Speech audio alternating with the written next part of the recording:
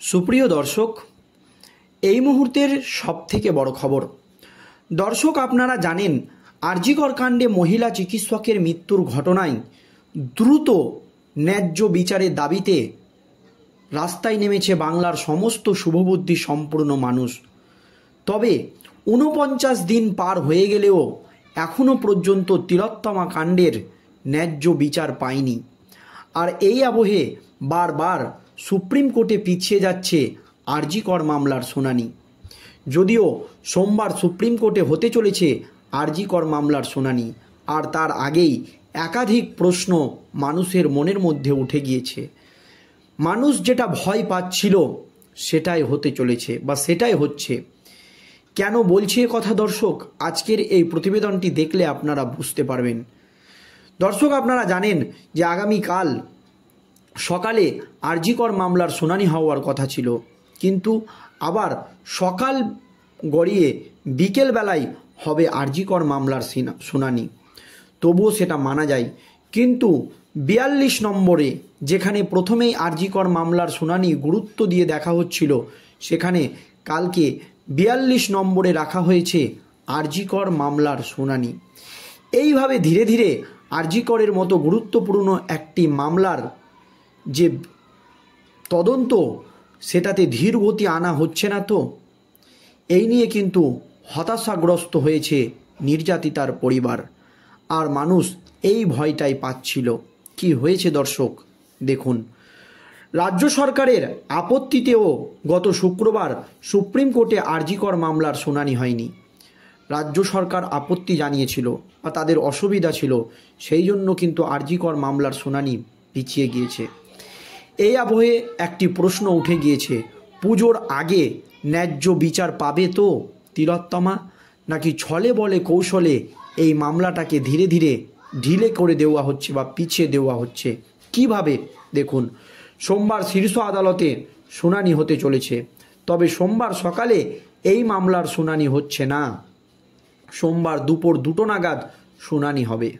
প্রধান বিচারপতি ডি.ওয়াই চন্দ্রচূড়ের নেতৃত্বের 3 বিচারপতির বেঞ্চের তালিকায় ৪২ নম্বরে রাখা হয়েছে আর.জি. করের মতো গুরুত্বপূর্ণ একটি মামলাকে, যেখানে প্রত্যেক দিন এই মামলা 1 নম্বরে থাকছিল, সেখানে এই গুরুত্বপূর্ণ মামলাটিকে ৪২ নম্বরে রাখা হয়েছে। দর্শক, প্রধান বিচারপতি ছাড়াও এই শুনানিতে থাকবেন বিচারপতি জে.পি. পাদ্রিওয়ালা ও বিচারপতি মনোজ মিশ্র। এই মামলায় প্রায় ৪২টি পক্ষ যুক্ত, সব মিলিয়ে আইনজীবীর সংখ্যা 2 শতাধিক। আর.জি. কর মামলার দিকে তাকিয়ে সারা দেশ। দুর্গাপুজোর আগে সোমবারই শেষ শুনানি হতে চলেছে, ফলে সোমবার সুপ্রিম কোর্টের শুনানিতে কি হয় তার ওপর পুজোর সময় বিচারের দাবিতে আন্দোলন নির্ভর করছে। 2 সপ্তাহ পর সুপ্রিম কোর্টে শুনানি। 17ই সেপ্টেম্বর শেষবার সুপ্রিম কোর্টে আর.জি. কর মামলার শুনানি হয়েছিল।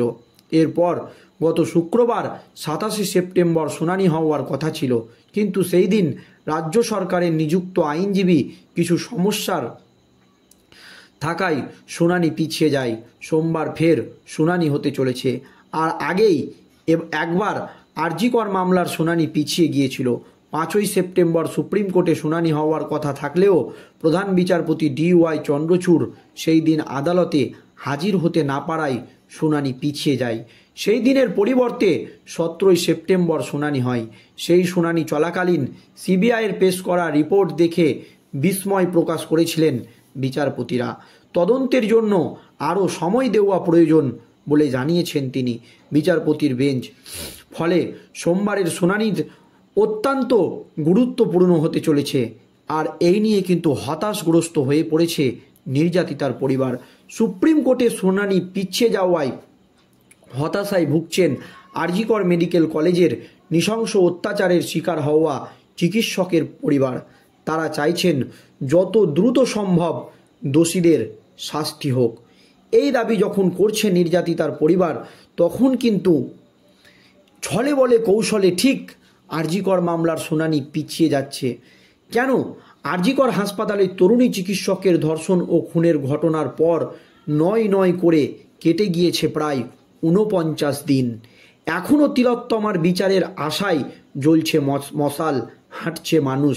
পথে ঘাটে অলিতে গলিতে কোথাও না কোথাও বেজে উঠছে স্লোগান। ভরা আশ্বিনে বাংলায় এবার পুজো এসেও যেন আসছে না। আর এই আবহে ফের সুপ্রিম কোর্টে আরজিকর মামলার শুনানি। প্রধান বিচারপতি DY চন্দ্রচূড়ের ডিভিশন বেঞ্চে সোমবার ফের আরজিকর মামলার শুনানি রয়েছে। গত 17 সেপ্টেম্বর বিচারপতির নেতৃত্বাধীন ওই বেঞ্চে মামলার শুনানি করে। এরপর 27 সেপ্টেম্বর হওয়ার কথা ছিল পরবর্তী শুনানি, কিন্তু রাজ্য সরকারের আবেদনের প্রেক্ষিতে শুনানি পিছিয়ে যায়। ছলে বলে কৌশলে পিছিয়ে যায়। দেখুন দর্শক, সোমবার ফের শুনানি হতে চলেছে। তিলোত্তমার বিচারের দাবি তো বটেই, পাশাপাশি 17 সেপ্টেম্বরের শুনানিতে জুনিয়র ডাক্তারদের তরফে নিরাপত্তাহীনতার বিষয়টি তুলে ধরা হয়েছিল। সেই সময় লাগাতার কর্মবিরতিতে ছিলেন জুনিয়র ডাক্তারেরা। তাদের কর্মবিরতি প্রত্যাহার করা নিয়ে যখন রাজ্য সরকারের তরফে ক্রমাগত সওয়াল হচ্ছিল, সেই সময় পাল্টা নিরাপত্তা চেয়ে রাজ্য সরকারের ওপর চাপ বাড়াচ্ছিলেন জুনিয়র ডাক্তারদের আইনজীবী ইন্দ্রা জয় সিংহ। সেই প্রেক্ষিতে প্রধান বিচারপতির মন্তব্যে উঠে এসেছিল পারস্পরিক বিশ্বাসযোগ্যতা তৈরি হওয়ার প্রসঙ্গ। সেই সময় রাজ্যের তরফে আইনজীবী কপিল সিব্বালকে বলতে শোনা যায়, আমরা সব কিছুতেই রাজি হয়েছি, এবার কর্মবিরতি তুলে নেওয়া উচিত, কাজে ফেরা উচিত ওদের। এর পাল্টা প্রধান বিচারপতি বলেন, ইন্দ্রা জয় সিংহ জুনিয়র ডাক্তারদের হয়ে কথা বলছেন। তিনি বলছেন, বিশ্বাস গড়ে তোলায় যদি পদক্ষেপ করে সরকার, জুনিয়র ডাক্তাররা কাজে ফিরতে অসুবিধা নেই।